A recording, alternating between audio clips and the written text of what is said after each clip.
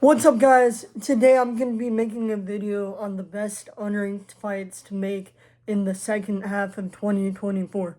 These are just fighters that I feel have ranked potential and can maybe even get up to the belt or be successful in ranked, in the UFC ranked, and they're fun fighters.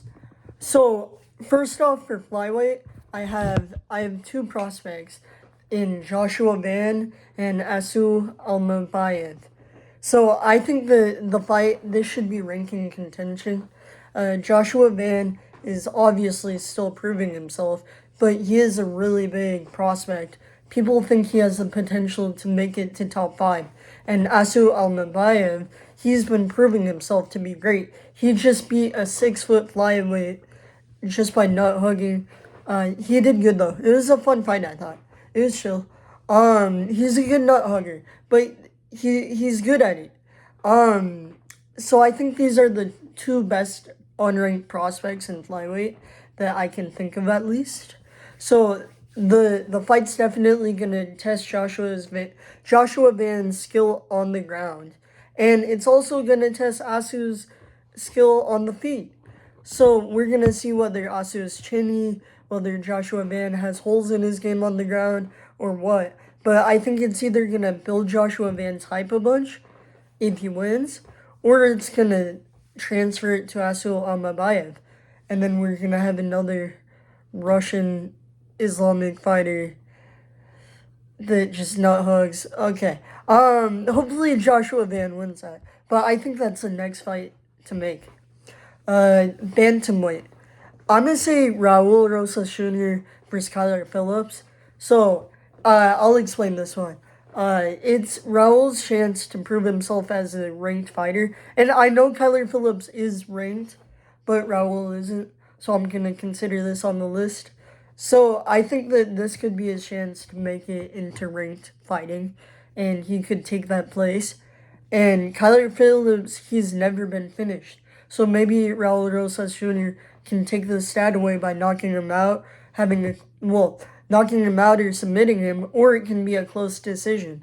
So, in my opinion, Raul, obviously, he shouldn't rush his career because he's super young. We don't want him getting brain damage, and then by the time he's in his physical prime, he's going to be like zero fight IQ, like Michael Chandler. Just playing. Michael Chandler is good, but you know what I mean? I'd want him to go full football mode. I'd want some CT in there. But I also do think that he should not rush, but he should take his career at a normal pace. I think him being young gives him the advantage. Of course, he should use this time to develop as a fighter, but I think fighting someone in the top 15 will do that. I don't think he should stay as a can crusher. So obviously we don't want him getting brain damage really, but I don't see any reason to hold him back from challenging fights. I think that letting him grow at his own pace is the way to do it. And I think that would be a good fight. Kyler Phillips is really good, and Raul Rosas Jr., he's the youngest fighter in the UFC for a reason. He is special. But neither of them are unbeatable. So featherweight, this dude stuck out to me in an interview, Nate the Train. White dude, sounds black. I don't know what the accent is. He sounds like a black dude though, and he's a good fighter. So I'm gonna say Nate the Train versus Andre Fili. So these two fighters, they both have knockout power, but they also I think they both have been knocked out.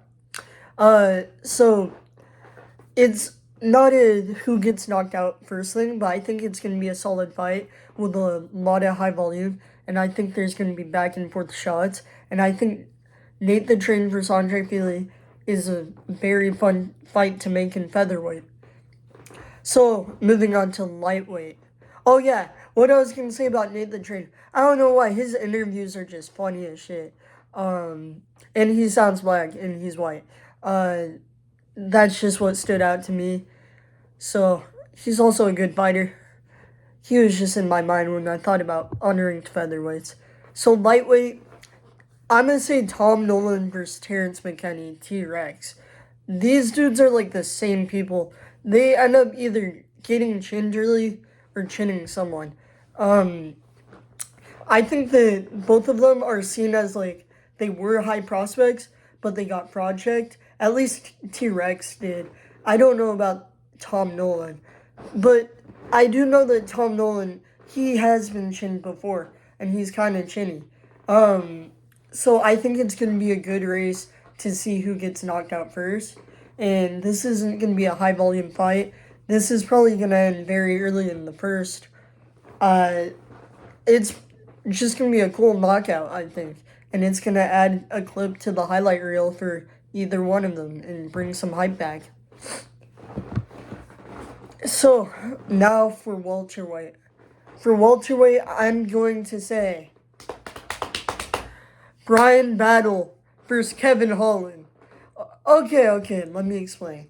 I know Kevin Holland's ranked, but again, Brian Battle isn't, and they both have loud mouths. Um, if you watch Brian Battle's last fight, he was saying, "Fuck you, you pussy!" Like he was getting mad because the other dude caused a DQ, or maybe not caused it, but you feel me? Because the other dude kind of pussied out.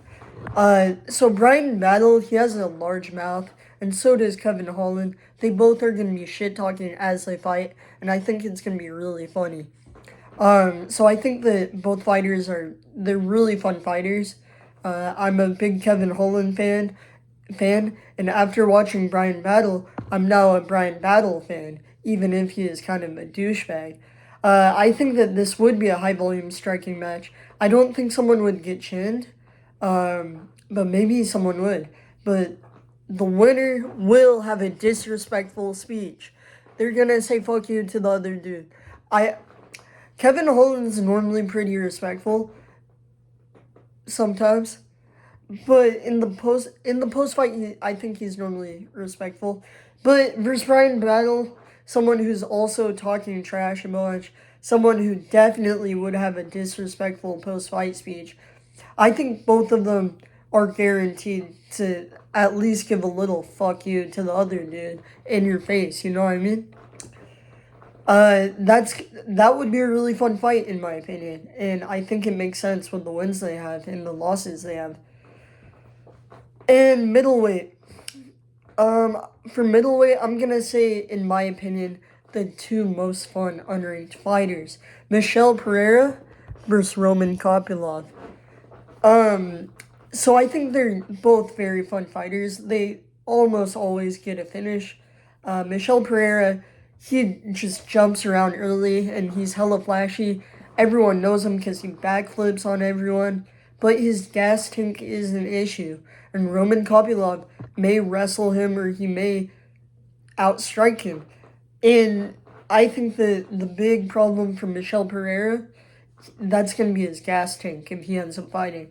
So we'll be able to see if he's improved that or if he'll take a different game plan. But I think both of them are going to come in flashy.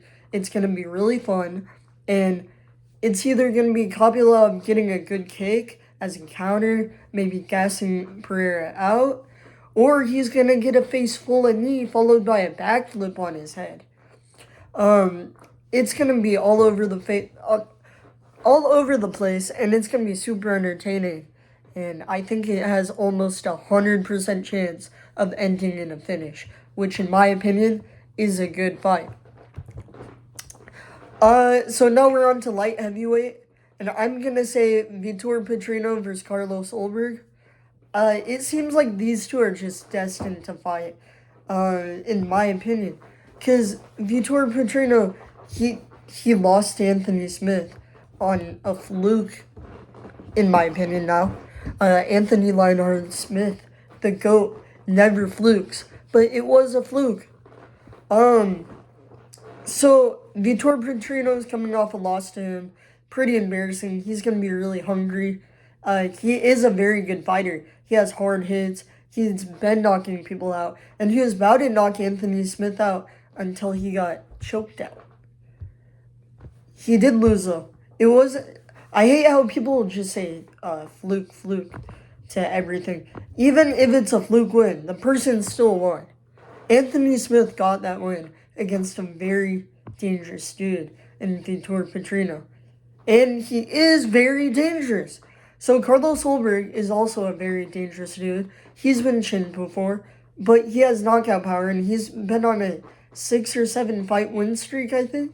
He's a super good dude right now, and everyone thinks he's about to go into ranking. He almost fought Jamal Hill. He almost fought Anthony Smith.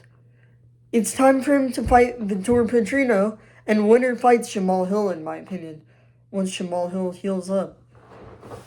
I think that after this fight, the winner fighting Jamal Hill is going to prove whether Jamal Hill heals up fully and if he has the same skill as he did before. Or maybe he was fluking earlier. Maybe the light heavyweight division wasn't as good when when Jamal Hill became champion. I'm a fan of Jamal Hill, but he's kind of been salty, man. He's making it hard to be a fan of him. And some days I just want Carlos Solberg or Vitor Petrino to just knock his lights out. Sorry. So heavyweight. Okay, this one's going to be kind of disappointing. In my opinion, the best unranked heavyweight fighter is ass. Or the most fun, at least. Robelis Despania. He has no wrestling at all. And this fight isn't going to make sense, okay? That's your warning. Because he doesn't deserve this fight. But I think it would be a banger. I think this fight would be a really good fight, so I'm going to say it. Robelis Despania versus Tai Tuivasa. This is assuming Tai Tuivasa loses to Rosenstruck. He'll have a 5-6 loss streak? Damn, bro, I can't handle another Tai Tuivasa loss. So why not throw him a bone? Unranked heavyweight is shit. Robelis Despania is shit. Just feed him to Tai. I'm gonna be honest. If Tai wins, it's gonna break his loss streak. Sorry, I'm stuttering. It's going to break his loss streak and bring back hype and confidence with a knockout. And I think that's how Tai Tuivasa works. He's one of these fighters that once he starts losing, he goes down and down. But once he goes up and up. You know? So let's start climbing him back up. If Despania ends up knocking Tai out, I don't even know what to say. I have no idea what we would do then, because we just have a fighter with 0 wrestling in the fat boy division. I guess that explains a few fighters. But I think that fight would be really fun, and I'm looking forward to seeing that. I hope you like my opinion. Tell me if you, down in the comments, tell me if you suggest any unranked fights. What suggestions you have? What fights you think would be fun? What fights you think would be good for the UFC? In my opinion, all these fights would be super fun, or maybe even just a really cool clip. But that's my opinion. Tell me yours in the comments. See ya.